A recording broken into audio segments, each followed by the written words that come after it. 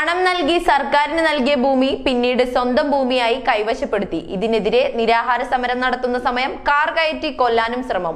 മുൻ തിരുനാവായ പഞ്ചായത്ത് മെമ്പർ കൂടിയായ വെള്ളാടത്ത് മൊയ്തീനാണ് പരാതിയുമായി രംഗത്തു വന്നിട്ടുള്ളത്. 2 ദിവസത്തിനകം തീരുമാനമായില്ലെങ്കിൽ സമരവുമായി മുന്നോട്ടു പോകുമെന്ന് മൊയ്തീൻ ന്യൂസ് 99 പറഞ്ഞു. പാലാരിവട്ടം 2010 ഏറ്റെടുത്ത ഭൂമി 2013 ഉമ്മൻചാണ്ടി സർക്കാർ നിലവിൽ വന്നപ്പോൾ ആ സർക്കാർ ഉദ്ഘാടനം ചെയ്ത പാലത്തിൻ്റെ അപ്രോച്ച് റോഡിൻ്റെയും സ്ഥലം ഏറ്റെടുത്തുമായി ബന്ധപ്പെട്ട കുറേ പ്രശ്നങ്ങൾ തുടങ്ങിയിട്ട് 10-14 കൊല്ലമായി. ഈ 14 കൊല്ലത്തിലിടയ്ക്ക് പല പരാതികളും കൊടുത്തു. ആ പരാതികളൊക്കെ നടപടിയില്ലാതിരിക്കലും ഈ ഭൂമി ഏറ്റെടുത്ത CP മുഹമ്മദ് അഷ്റഫ്, അതേമാതിരി CP മുഹമ്മദ് ബഷീർ മുതൽപ്പേര് ഇവർക്ക് 28 ലക്ഷം രൂപ RBDC നഷ്ടപരിഹാരം കൊടുത്തിട്ടുണ്ട്. ആ നഷ്ടപരിഹാരം കൊടുത്ത ഭൂമി പാലം നിർമ്മാണം കഴിഞ്ഞ് ഒഴിഞ്ഞു കിടക്കുന്ന ഭൂമി മമ്മൂട്ടി MLA ആയിരിക്കുമ്പോൾ ഞങ്ങൾക്ക് പഞ്ചായത്ത് മെമ്പറായിരിക്കുമ്പോൾ പൊതുറോഡ് ഉണ്ടാക്കാൻ വിട്ടു തരണം എന്ന് RBDCയോട് ആവശ്യപ്പെടുകയും അതിൻ്റെ അടിസ്ഥാനത്തിൽ എറണാകുളം ഗസ്റ്റ് ഹൗസിലിരുന്ന് മന്ത്രിയും MLA ഇരുന്ന് ചർച്ച ചെയ്തു. ആ ജില്ലാ പഞ്ചായത്തിൻ്റെ ഒരു 150 മീറ്റർ സ്ഥലം, 3 മീറ്റർ വീതിയിൽ 150 മീറ്റർ സ്ഥലം പഞ്ചായത്തിൽ വിട്ടു തന്നു. ആ പഞ്ചായത്ത് 2016-17 വർഷത്തിൽ എന്ത് ചെയ്തു? ആസിറൈസറിൽ വന്നു. ആ സ്ഥലത്തിന് 1 ലക്ഷം രൂപേൻ്റെ വെച്ച് വർക്ക് നടത്തി. ഇപ്പോൾ പറഞ്ഞ് 2014 വെച്ച് വ്യക്തി പറയുന്നു ഇത് എൻ്റെ സ്ഥലമാണ്. ഈ എൻ്റെ സ്ഥലമാണ് എന്ന് പറയുമ്പോൾ അദ്ദേഹം നഷ്ടപരിഹാരമായിട്ട് 2,91,984 നഷ്ടപരിഹാരം വാങ്ങിയിട്ടുണ്ട്. എന്നിട്ടും അദ്ദേഹം പറഞ്ഞത് എൻ്റെ ഭൂമിയാണ്, അദ്ദേഹത്തിന് പോയി. അദ്ദേഹം എന്ത് ചെയ്തു? കേസിന് പോയി. തിരൂർ മുനിസിപ്പൽ കോടതിയിൽ പോയിട്ട് കേസിന് പോയപ്പോൾ കേസിൽ എന്താ കൊടുത്തത്?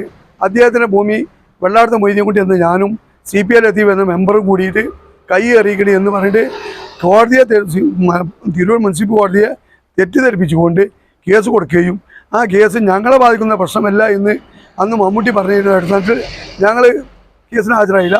അദ്ദേഹത്തിന് എസ് വിധി വന്നു. പക്ഷേ ഈ എസ് വിധി വരുമ്പോൾ കോടതിയെ തെറ്റിദ്ധരിപ്പിച്ചതിന് അദ്ദേഹത്തിൻ്റെ പേരിൽ ആദ്യം കേസെടുക്കണം. കാരണം അദ്ദേഹം RBDCക്ക് പൊന്നുവിലക്ക് വിട്ടുകൊടുത്ത ഭൂമി, ആ ഭൂമി അദ്ദേഹത്തിനാണ് എന്ന് പറഞ്ഞവർ തെറ്റിദ്ധരിപ്പിച്ച് കോടതിയെ തെറ്റിദ്ധരിപ്പിച്ചു. അപ്പോൾ കോടതിക്ക് നഷ്ടപരിഹാരം കൊടുക്കേണ്ട വ്യക്തിയാണ് ഈ വ്യക്തി. അതിനുശേഷം എന്ത് ചെയ്തു? അദ്ദേഹം അവിടെ RBDC കൈവരി സ്ഥാപിക്കാൻ വേണ്ടി കമ്പി വെച്ചിരുന്നു. ആ കമ്പി മുറിച്ച് കൊണ്ടുപോയതിന് അദ്ദേഹത്തിൻ്റെ പേരിൽ PDPP കളവ് കേസ് എടുത്തിട്ടുണ്ട്. അതിന് പുറമെ സർവേ നടത്തി സർവേക്കാർ സ്ഥാപിച്ചതിന് അദ്ദേഹത്തിൻ്റെ പേരിൽ ഒരു കേസ് PDPP ആക്ട് പറയുന്ന 2 കേസും. ഈ 2 കേസും ആരാണ് അദ്ദേഹത്തിന് വേണ്ടിയിട്ട് പിൻവലിപ്പിച്ചു കൊടുത്ത് LDF സർക്കാർ വന്ന് ഈ 10 കൊല്ലത്തിനുള്ള 2 കേസും പിൻവലിക്കപ്പെട്ടിട്ടുണ്ട് എന്നാണ് അറിയാൻ പറ്റും. PDPP ആക്ട് പ്രകാരവും കളവ് കേസ് ഏത് അടിസ്ഥാനത്തിലാണ് പിൻവലിക്കുക? അതും RBDC കളക്ടർക്ക് കൊടുത്ത പരാതി കളക്ടർ തിരൂർ പോലീസിന് കൈമാറി അങ്ങനെ എടുത്ത കേസാണ്. ആ കേസ് ആരിടപെട്ട് പിൻവലിച്ചു. ഇപ്പോൾ വരാൻ പോണ സംഭവം എന്താണ്?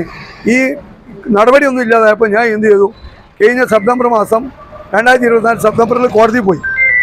ആ കോടതി പോയപ്പോൾ കോടതി അത് കളക്ടർക്ക് ഓർഡർ ഇട്ടു. RBDC കളക്ടർ, ജില്ലാ ഗ്രാമപഞ്ചായത്ത്, റവന്യൂ വകുപ്പ് എല്ലാവർക്കും ലെറ്റർ കൊടുത്തു. ഈ കയ്യേറ്റമുണ്ടെങ്കിൽ എത്രയും പെട്ടെന്ന് വഹിപ്പിക്കണം എന്ന് പറഞ്ഞുകൊണ്ട് കൊടുത്തു. ഒരു വർഷം കഴിഞ്ഞു, നടപടി ഒന്നും ഇല്ലാതായപ്പോൾ 2 മാസം മുന്നേ പോയി കളക്ടറെ ഞാൻ പോയി കണ്ടു. ഞാൻ നടപടി ഇല്ലല്ലോ സാർ, എന്താ ഇല്ലാത്തതെന്ന് വെച്ചാൽ ഞാൻ സമരത്തിന് നോട്ടീസ് കൊടുത്തു. അതിൻ്റെ അടിസ്ഥാനത്തിൽ അദ്ദേഹം ദാസ്ദാർ എല്ലാ വിഭാഗം ദാസ്ദാർക്ക് പേപ്പർ അയച്ചു. അവിടെ നടപടിയൊന്നും ഇല്ലാതായപ്പോൾ ഞാൻ മുൻകൂറായി നോട്ടീസ് കൊടുത്ത് സമരം ചെയ്തു. ആ സമരത്തിൻ്റെ അടിസ്ഥാനത്തിൽ സമരം ചെയ്തുകൊണ്ടിരിക്കുമ്പോഴാണ് മിനിയാന്ന് മുഹമ്മദ് അഷ്റഫ് എന്ന് പറയുന്ന വ്യക്തി കയ്യേറ്റക്കാരൻ, ഞാൻ നിയമവിരുദ്ധമായി ചെയ്താൽ അദ്ദേഹത്തിന് പോലീസിനെ വിളിക്കും, പോലീസ് വരും, എന്താണ് കാര്യങ്ങൾ അന്വേഷിക്കും. പക്ഷേ അദ്ദേഹം ചെയ്ത പണി എന്താണ്? ഞാൻ സമരം ഇരിക്കുന്ന സ്ഥലത്ത് കൂടി എന്നെ കൊല്ലണം എന്ന ഉദ്ദേശത്തോടുകൂടി അദ്ദേഹത്തിൻ്റെ വാഹനം കൊടുന്ന് ഇടിച്ചു തെറിപ്പിക്കുകയും ഞാൻ ഇരിക്കുന്ന കസാല തെറിപ്പിക്കുകയും എന്നെ കൊല്ലണം എന്നുള്ള ഒറ്റ ഉദ്ദേശത്തോടുകൂടിയാണ് അദ്ദേഹം ചെയ്തത്. ഇതിൻ്റെ പിന്നിൽ ചില തീവ്രവാദ സംഘടനകളും അദ്ദേഹം കൂടിയിട്ടാണ് ഈ പണി ചെയ്യുന്നത്. അപ്പോൾ അദ്ദേഹം എന്നെ വധിക്കാനുള്ള ശ്രമം, അതുപോലെ തന്നെ അദ്ദേഹത്തിന് വണ്ടി 2 പ്രാവശ്യം അടിച്ചു പൊളിച്ചു. ഞാൻ അന്ന് പോലീസിനെ വിളിച്ചു പറഞ്ഞു, 2015 പോലീസിനെ വിളിച്ചു പറഞ്ഞു, പൊതു സ്ഥലത്ത് വണ്ടി കൊടുത്തിട്ടുണ്ട്, ആ ബുദ്ധിമുട്ട് എടുത്ത് മാറ്റി അദ്ദേഹത്തിൻ്റെ പേരിൽ ട്രാഫിക് നിയമം ലംഘിച്ചതിന് കേസ് കൊടുത്തിട്ടുണ്ട്. അദ്ദേഹത്തിൻ്റെ ഭൂമിയാണ് കേസ് എടുക്കില്ല. അപ്പോൾ അങ്ങനെ ഫൈനും അടച്ചു പോയിട്ടുണ്ട്.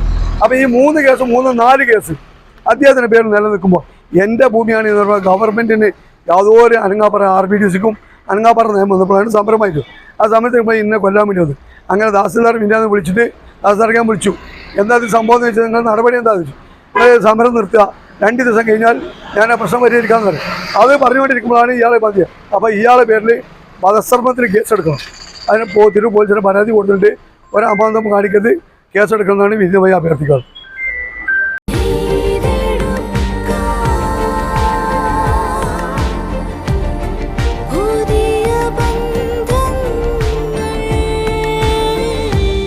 നെയ്തെടുക്കാം പുതിയ ബന്ധങ്ങൾ. Bridal craft the wedding mall, Pan Bazaar, Tirur.